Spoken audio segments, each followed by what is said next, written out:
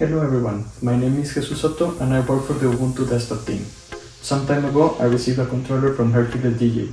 The idea is to use it to play on Ubuntu and document the process to get it working. DJing on Ubuntu is very easy thanks to Mix. Mix is a free open source DJing software and you can install it on Ubuntu very easily.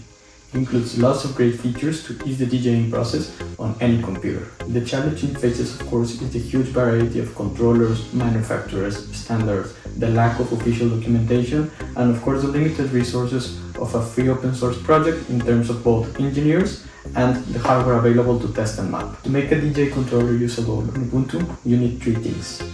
Audio, to send signal to the speakers, MIDI in, to allow the LEDs to be controlled, and MIDI out to send messages to the computer and control the software. For audio, the easiest case is when controllers are using the USB audio standard. Some may require C6 messages or a kind of patch if they're not following the standard, but luckily Hercules controllers use the USB audio standard and you can start sending sound to the speaker with no extra configuration. Next, the MIDI output from the controller to the computer.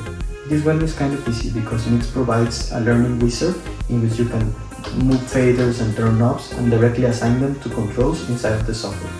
For more complex mappings or actions, you can run the software with the controller debug parameter and then take a look at all of the messages that the controller is sending to the software.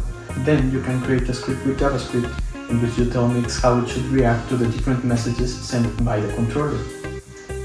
For most of the things that you like to script, like the jog wheels, it's already implemented in a different controller, and remember, everything is open source, so you can just take a look at the source code and just tweak it according to the needs of your controller. Last but not least, the MIDI input. This is basically used to control the LEDs. Even though you can use it to play without the LEDs, these provide feedback about what's going on in the software. For example, if a song is playing or if a loop is currently active. Most of the MIDI messages you have to send to the controller to toggle an LED are exactly the same messages that button produces when it is pressed. So you just send the exact same control status, just play with the button to control that LED. Luckily, Hercules sent me all the MIDI messages produced by the controller and the ones required to control the LEDs, and this speeds up the process and gives the mapper a lot more creative freedom over the mapping. Some things are very easy to map. Push buttons, faders, knobs. They can all be mapped through the learning wizard. Some other things may require a little bit of scripting, like the jog wheel for scratching or for searching through the track. But almost any controller has these features implemented, so it's just a matter of tweaking to the source code and tweak it according to your needs. Some of the nice features this controller has are the color pads for the hotkeys. For instance, we can change the color of the hotkey by just right click, choosing a different color, and it will change in the corresponding pad. Another nice feature is the slicer, which is not implemented by default on Mix, but you can solve that with the script.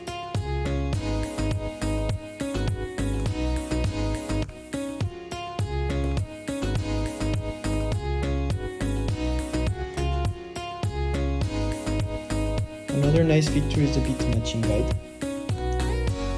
The beat matching guide is an indicator on how you should adjust the tempo and the beats for both songs to be aligned. I can change the slider for the tempos to match, and the tempo indicator will light up. And then when I want to play both songs, I will get a beat align LED if the beats are aligned. But if they're not, I'll get an indicator on how I should turn the plate for the beats to be aligned.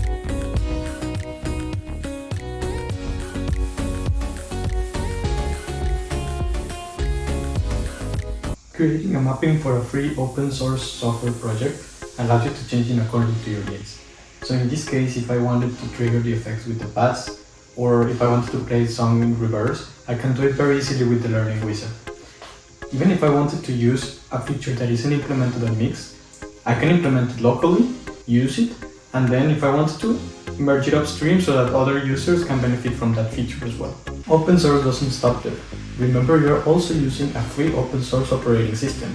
This means you can optimize the sound API, the default apps, even the kernel, or even change it to a real-time kernel, which by the way will be very easy with Ubuntu Core Desktop, and then you can get the most out of your hardware. Ubuntu even runs on very small hardware, like the Raspberry Pi.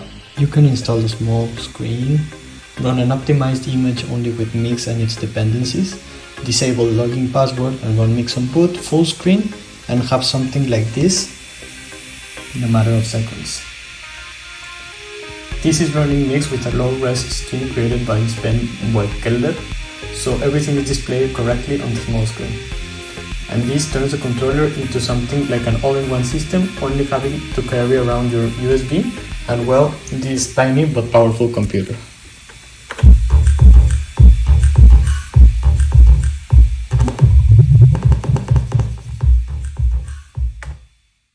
Personally, I am very happy that Hercules Audio supports open source initiative by building their controllers compliant with standards. As you may have seen, the possibilities of open source are endless, and the Mix team is backed up by a community of developers and DJs that want to get the most out of the great hardware they purchase. I would like to invite anyone, DJ, manufacturer, or developer, to join the community and help us grow open source DJing through features, mappings, documentation, or using Mix in your use. Thanks for watching.